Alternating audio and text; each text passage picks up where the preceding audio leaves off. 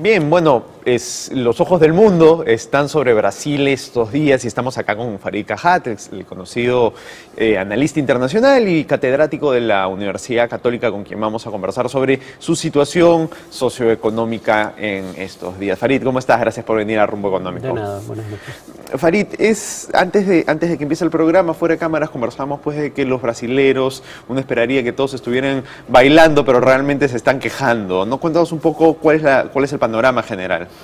Bueno, todo parece indicar que el estereotipo que muchos tienen sobre Brasil y la idiosincrasia de los brasileños en realidad fue un montaje político, o empezó de esa manera durante el gobierno de Getúlio Vargas. O sea, nunca fue totalmente real y ahora menos que nunca, ¿no? Claro. Y cuando uno ve encuestas hay gente y una proporción grande que desearía que no se hubiera realizado el Mundial, no por el evento mismo, sino por el hecho de que, en primer lugar, se prometió que muchas obras de infraestructura, por ejemplo vial, Sí, que eran necesarias de cualquier manera y que podían estimular la economía, estuvieran listas para el Mundial y no lo han estado. Y lo que se ha construido para el Mundial han sido en algunos casos más bien elefantes blancos, como un estadio en Brasilia, ciudad que no tiene equipo de fútbol profesional, claro. Estadio que por ende no se va a utilizar para nada que justifique un estadio de esa magnitud pasado el Mundial. De acuerdo. Ahora, ¿tú crees que esto tiene que ver con un problema de eficiencia enraizado en la actual administración? Cuando uno ve, hay problemas que son de larga data en Brasil, ¿no? Por un lado, en otras partes de América Latina uno puede discutir si la presión tributaria es muy alta o muy baja. Esa discusión no cabe en Brasil. Brasil tiene la presión tributaria de un país rico y gasta en cosas en las que no debiera gastar el Estado brasileño como un país rico, por ejemplo, pensiones de jubilación. Entonces, no solo cobra muchos impuestos, sino que gasta mal. El tamaño del Estado no es... agrandar el Estado no está en discusión en el caso de Brasil, pero esa es una ineficiencia que viene de por lo menos un cuarto de siglo, ¿no? Y además al actual gobierno le toca una coyuntura internacional que no es muy favorable, ¿no? La caída de la tasa de crecimiento de China, el inicio del retiro de los estímulos monetarios en Estados Unidos, que hace que algunos capitales regresen a países como Estados Unidos. Pero además, dentro de todo, ha sido un gobierno sumamente ineficiente. Este y el anterior, en la administración de fondos públicos. Por ejemplo, una de las cosas a través de las cuales se iba a estimular el crecimiento de la economía, precisamente para contrarrestar esas tendencias externas, era, como mencioné, obras de infraestructura. Claro. Los proyectos están desde el 2007 y la gran mayoría no se han hecho a tiempo, y los que se han hecho han sido con sobrecostos ostensibles, sobre todo proyectos vinculados al Mundial. Claro. En Brasil ha habido mucho lo que de vez en cuando se escucha acá, y es que el Estado debe ser uno de los principales impulsores de la economía a través de inversión pública, ¿no? Pero esto, más allá de que teóricamente sea discutible, en la práctica se demuestra que es muy difícil justamente cuando uno tiene un Estado muy ineficiente, ¿cierto? Sí, pero además, digamos, si uno tiene una baja presión tributaria, hay margen para cobrar más impuestos y gastar. Si uno tiene una baja inflación, hay margen para mayor gasto público sin generar gran inflación. Si uno no tiene déficit fiscal, si más bien tiene políticas contracíclicas, puede tener dinero ahorrado en los tiempos de vacas gordas para gastar en los tiempos de vacas flacas. Nada de eso es verdad respecto a Brasil. Si además el gasto es ineficiente, ayer se acaba de caer literalmente parte de un proyecto de infraestructura, o sea, se desmoronó y hay sobrecostos y los plazos nunca se cumplen. Efectivamente no parece ser la vía en el caso brasileño claramente para reactivar la economía. Claro. Ahora, traigamos un poco la discusión sobre Brasil más acá, ¿no? ¿Cómo ha ido la integración Perú-brasilera en los últimos años? Nosotros estamos inmersos en varios procesos de integración, algunos bastante exitosos, otros no tanto. ¿Qué es lo que ha sucedido con Brasil? El comercio con Brasil ha crecido dramáticamente en la última década y media, pero partiendo de virtualmente cero. O sea, Brasil era un gigante que estaba de espaldas de esta región y miraba hacia el resto del mundo. Desde la creación de UNASUR y los acuerdos de complementación económica dentro de UNASUR o de libre comercio, más acuerdos de integración física, eso ha empezado a cambiar, pero como proporción del comercio peruano, Brasil sigue siendo relativamente pequeño. También es una fuente creciente de inversión, pero como proporción del total de la inversión extranjera en el Perú tampoco es muy grande, aunque, repito, crece a tasas significativas. El gran proyecto de infraestructura que supuestamente iba a unir físicamente a Brasil y Perú no parece estar dando los resultados esperados. El proyecto, las carreteras interoceánicas, ¿no? No se ha dado lo que algunos creían que iba a ocurrir, que en lugar de que, por ejemplo, la producción de soya, de la Amazonía brasileña fuera por carretera o por otra vía hasta puertos en el norte de Brasil y de ahí fuera por barco a través del canal de Panamá hacia China, podía venir por carretera desde la Amazonía brasileña hasta puertos en la costa del Pacífico del Perú y de aquí partir hacia China. Esa previsión no se ha cumplido. Claro, ahora muchas personas dicen que esto tiene mucho que ver, más que con la carretera, con que de nada sirve construir carreteras si tienes una economía proteccionista y un poco cerrada como la brasilera.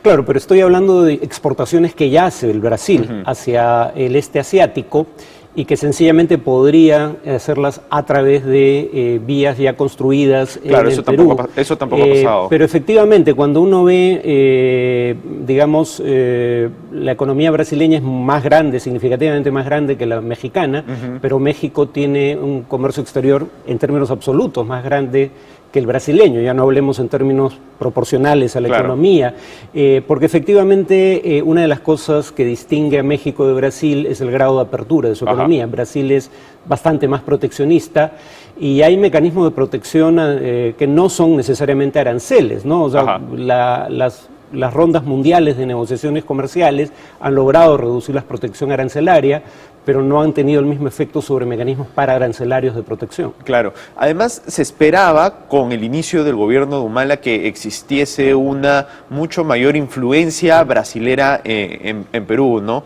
Salvo el caso de la participación de Fabre, probablemente no ha pasado, ¿no? Bueno, el tema es que el propio Brasil, cuando uno ve las discusiones dentro de Brasil sobre qué papel tiene Sudamérica para ellos, en Brasil no hay acuerdo interno sobre qué rol debería cumplir ese país dentro de la región. En un momento dado, con Lula fundamentalmente, se acuerda dos cosas, ¿no? Primero, liderar Sudamérica, y Sudamérica debía ser la plataforma de proyección internacional de Brasil, y segundo, tomar iniciativa en temas globales, por ejemplo, una iniciativa conjunta con Turquía en el tema de las negociaciones con Irán sobre su programa nuclear. Claro. Esas iniciativas no fructificaron y en el caso de América Latina, de América del Sur específicamente, terminó siendo más un dolor de cabeza que una fuente de satisfacciones para Brasil. Pero además hay que tener en cuenta que cuando Brasil habla de liderar Sudamérica no está pensando en nada parecido a lo que implicó liderar la integración europea para Alemania. Alemania subsidió a sus socios de integración, les dio incentivos para ser leales al proceso de integración porque obtenían beneficios. Brasil no está dispuesto a gastar en sus aliados para lograr que acepten su liderazgo. Ahora, siguiendo con el tema de procesos de integración, últimamente se ha hablado mucho sobre si la Alianza del Pacífico, de la cual nosotros formamos parte, debería encontrar maneras de vincularse con otros bloques regionales o incluso invitar a otros países dentro de la Alianza del Pacífico. Se ha hablado mucho sobre si debería llegar a alguno de estos acuerdos, por ejemplo, con los países del Mercosur, ¿no? ¿Tú qué opinas sobre esto? ¿Tú crees que esto tiene sentido? No, a ver, el área andina para el Perú es un área privilegiada para exportaciones de productos con valor agregado, ¿no? Y el comercio con el área andina, pese a las diferencias políticas, ha crecido, si mal no recuerdo, más que el comercio global del Perú. En ese sentido, creo que países con distinto modelo económico pueden tener acuerdos de liberalización comercial exitosos.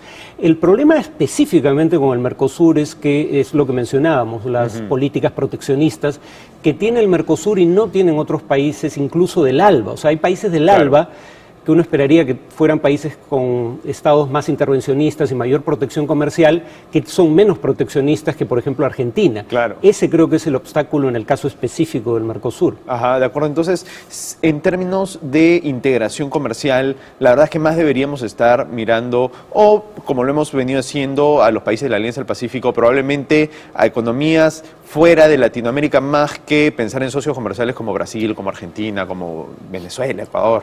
Bueno, el regionalismo abierto, que es lo que postula como política comercial el Perú, implica que tú tratas de obtener acuerdos de liberalización o complementación económica con todos los países que estén dispuestos a firmarlo contigo, ¿no?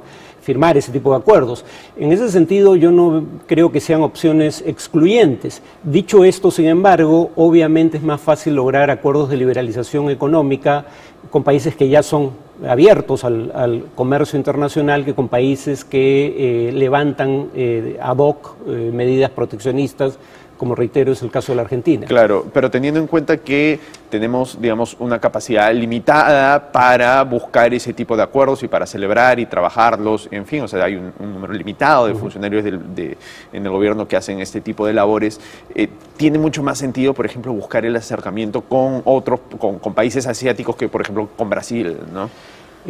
Bueno, pero mencionaba el hecho de que el comercio con Brasil ha crecido, significa tasas muy altas, partiendo de una base muy baja, eso es cierto, y la inversión brasileña está creciendo hacia el Perú. En ese sentido, yo no creo que sean excluyentes, ya hay acuerdos de hecho, y el tema es en qué medida esos acuerdos puedan profundizarse. En el caso de algunos países del este asiático, probablemente sus economías sean más economías que compiten con las exportaciones peruanas que países como Brasil o Argentina, y en ese sentido podría haber algún nivel de complementación con esos países que no tendríamos con algunos otros socios potenciales. Bien, vamos a ir a una pausa y regresamos para seguir conversando con Farid Cajate, esta vez sobre qué tanto están afectando las condiciones internacionales al desaceleramiento de la economía peruana. Vamos a una pausa y volvemos con Rumbo Económico.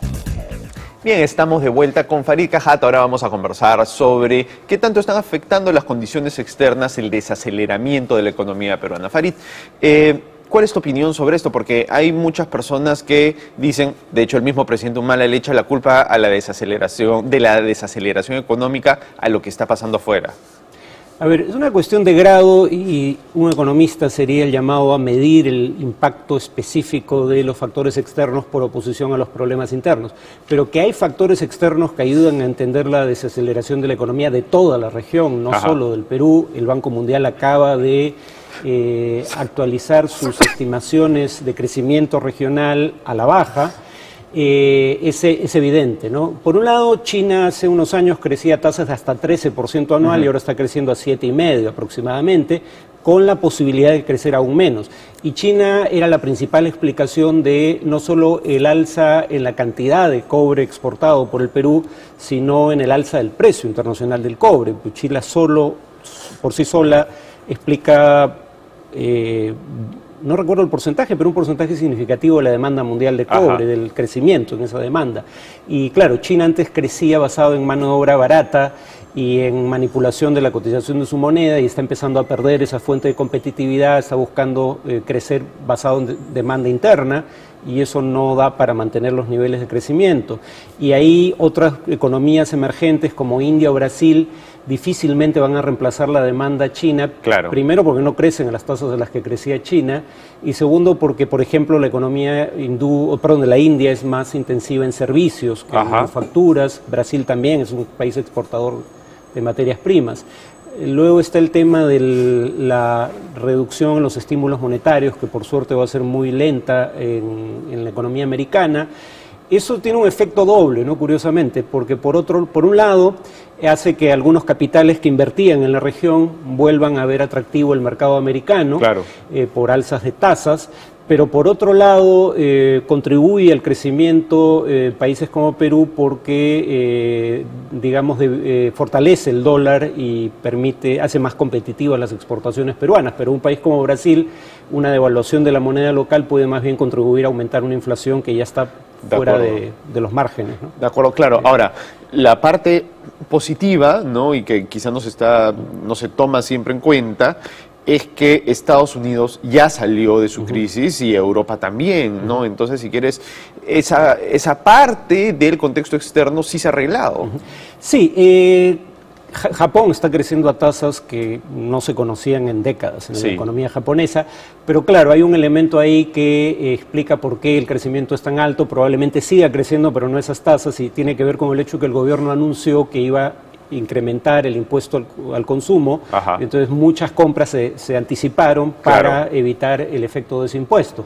La economía norteamericana, digamos, finalmente ha logrado recuperar los niveles de empleo que tenía antes de la gran recesión internacional y está creciendo probablemente por encima del 2%, pero no a 3,5% como había sido en recuperaciones anteriores.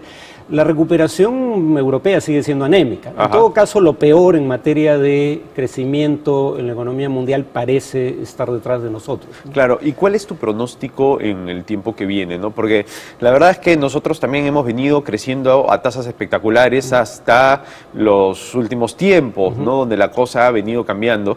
El ministro Castilla ha dicho que se van a revisar los pronósticos de crecimiento económico para este año. La gente ya está empezando a hablar de un 4%, una cifra alrededor de esa. Entonces, ¿tú qué es lo que predices en el contexto internacional y cómo crees que nos puede afectar?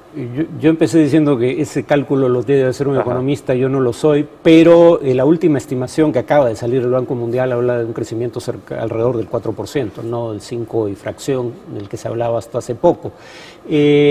Hablando de factores externos que afectan el crecimiento, también están crisis como la de Ucrania, ¿no? Que, claro, cuando uno ve casos anteriores, estas crisis tienen un efecto coyuntural, pero digamos es una coyuntura de 2 a 3 meses y en un año específico pueden tener un impacto más o menos significativo. Por ejemplo, la economía rusa va a crecer hasta un 3% menos de lo estimado. De hecho, va a decrecer este año y todo parece indicar que producto de las sanciones y de la fuga de capitales que generó la crisis en torno a Ucrania. Eso parece estar en vías de resolverse, pero en todo caso el daño ya está hecho. Claro. ¿Y qué es lo que deberíamos estar mirando en China para saber si nos tenemos que preocupar en los meses que vienen? Bueno, en teoría las tasas de ahorro chinas que llegaron a estar como un 50% del producto, Ajá. hay consenso que son insostenibles, pero además el nuevo modelo de desarrollo, de crecimiento, espera que la gente gaste más y ahorre menos.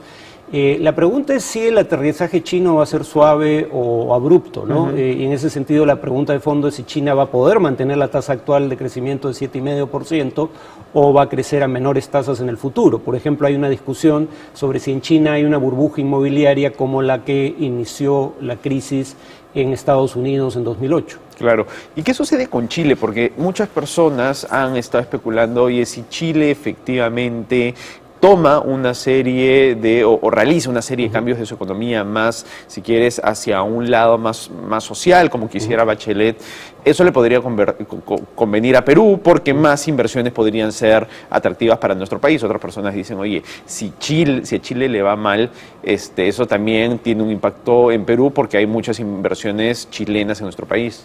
Claro, digamos, lo que pasa es que hay una retracción de la inversión en países en donde ha habido gobiernos de izquierda elegidos recientemente, pero también hay retracción de la inversión en países con otros modelos o con otros gobiernos. Entonces la pregunta es extricar los factores externos que explican esa retracción de la inversión de los factores internos y no es fácil, sobre todo porque son gobiernos que recién inician, el de Costa Rica y el de Chile. En el caso de Costa Rica, el actual presidente en su momento se opuso al Tratado de Libre Comercio con los Estados Unidos, ahora ha cambiado de posición.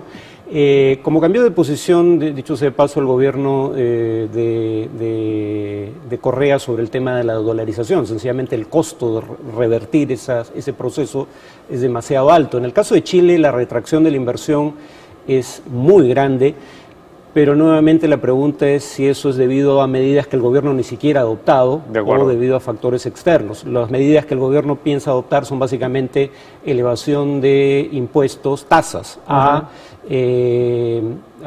básicamente la industria privada o la empresa privada y sobre todo a la gran empresa privada, que implicarían una recaudación adicional de un 3% del producto, sobre todo para gasto en educación. De acuerdo, Farid. Farid, te lo agradezco muchísimo. Muchas gracias por venir a nuestro programa. Bien, nos vamos a una pausa final y volvemos con Rumbo Económico.